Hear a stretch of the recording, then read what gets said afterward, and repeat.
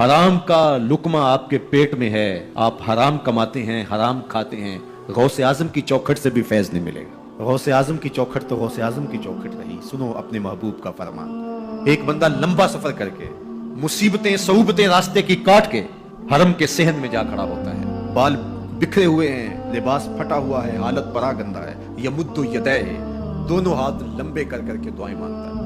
وَمَطْعَمُهُ حَرَامٌ وَمَشْرَبُهُ حَرَامٌ وَمَلْبَسُهُ حَرَامٌ وَغُذِيَ بِالْحَرَامِ فَأَنَّىٰ يُسْتَجَابُ لِذَٰلِكَ۔ اس کا کھایا حرام کا ہے، اس کا پیا حرام کا ہے، اس نے جو لباس پہنا ہے وہ حرام کا ہے۔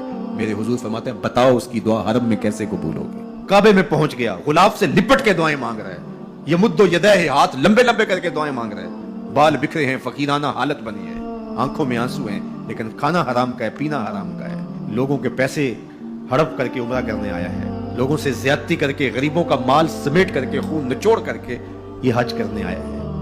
میرے حضور نے فرمایا اس کی دعا قبول نہیں ہوگی، کعبے میں بھی قبول نہیں ہوگی۔ تو یہ بنیادی شرط ہے، جب بھی رزق ناپاک ہوتا ہے تو باطن اجڑ جاتا ہے۔ اس لیے ہمیشہ اپنے رزق کی پاکیزگی کا پورا پورا لحاظ رکھیں۔ ہمارے صوفیاء نے اس بات کا بہت التزام کیا کہ ان کے پیٹ میں کوئی مشکوک لقمہ بھی جانے نہ پائے۔ انہوں نے اپنی زندگیاں اس حوالے سے اتنی روشن رکھی، اپنا رزق اتنا پاک رکھا، رزق کے ذرائع اتنے پاک رکھے۔ حضرت امام احمد بن حنبل تشریف فرما تھے، ایک خاتون آئی پردے میں لپٹی ہوئی، حضرت ایک مسئلہ پوچھنے آئی، پوچھئے۔ فرمایا کہ میں سود کاٹتی ہوں اور بازار میں بیچ کے اپنی ضروریات کو پورا کرتی ہوں۔ جب چاندنی راتیں ہوتی ہیں یا کبھی بادشاہ کی سواری گزرتی ہے تو ماحول میں روشنی ہو جاتی ہے، تو رات کو بھی کاٹ لیتی ہوں، لیکن جو رات کو کاٹا ہوا سود ہے اور دن کے اجالے میں کاٹا ہوا سود ہے، ان دونوں کی کوالٹی میں تھوڑا سا فرق ہوتا ہے، تو کیا میں رات والے کاٹے ہوئے سود کو دن والے سود میں ملا کے فروخت کر سکتی ہوں؟ حضرت امام احمد بن حنبل نے سنا